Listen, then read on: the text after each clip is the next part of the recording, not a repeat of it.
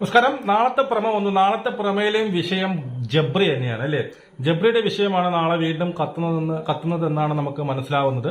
ഈ പറഞ്ഞ പോലെ ശരണ്യ, പിന്നെ ഷിജു, നമ്മുടെ റോക്കി എല്ലാവരും കൂടി അവരെ ഫയർ ചെയ്യുന്നുണ്ട്.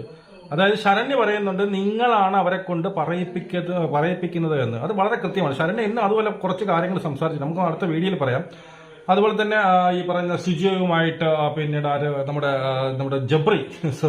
ഗബ്രി എന്ത് ചെയ്യുന്നുണ്ട്, വഴക്ക് കൂടുന്നുണ്ട്. നീ എന്റെ തന്തയല്ല, നീ ഇവിടെ പഴം വിഴുങ്ങി ഇരുന്നോ എന്ന രീതിയിൽ പറയുന്നുണ്ട്. എന്തായാലും ജാസ്മിനും ഈ പറഞ്ഞ ആരുമായിട്ട് നമ്മുടെ റോക്കിയുമായിട്ട് പിന്നീട് ഫൈറ്റ് ആവുന്നുണ്ട്. ഭയങ്കര, കാരണം അവിടെയുള്ള വീട്ടുകാർ മൊത്തം ഇത് പുകഞ്ഞ് അവരെ കണ്ട് അൺസഹിക്കബിൾ ആയി. അവരുടെ ഈ ചേഷ്ടകൾ, അവർ കാണിക്കുന്ന സംഭവങ്ങൾ അവർക്കിപ്പോൾ കാണാനേ പറ്റാത്ത, പ്രേക്ഷകർക്ക് എന്തുമാത്രം ഫീൽ ചെയ്യുന്നുണ്ടോ അതിന്റെ ഡബിൾ, രണ്ടിരട്ടി ഫീൽ അവർക്കുണ്ടാവുന്നു. നമ്മൾ കുറച്ചൊക്കെ കാണുന്നുള്ളൂ, അവര് സദാസമയം കണ്ടുകൊണ്ടിരിക്കുന്നത്. നമ്മുടെ ക്യാമറയിൽ കുറച്ചൊക്കെ കാണിക്കുന്നുള്ളൂ. അപ്പം ഇതിനെയും കാട്ടി വൃത്തികേടായിട്ട് അവർ കണ്ട് സഹിച്ചാണ് അവർ ഇത് പൊട്ടുന്നത്.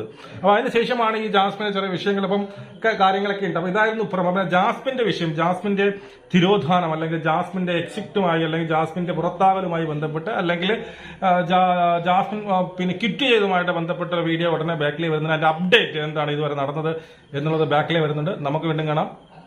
ജയ് ഹിന്ദ്.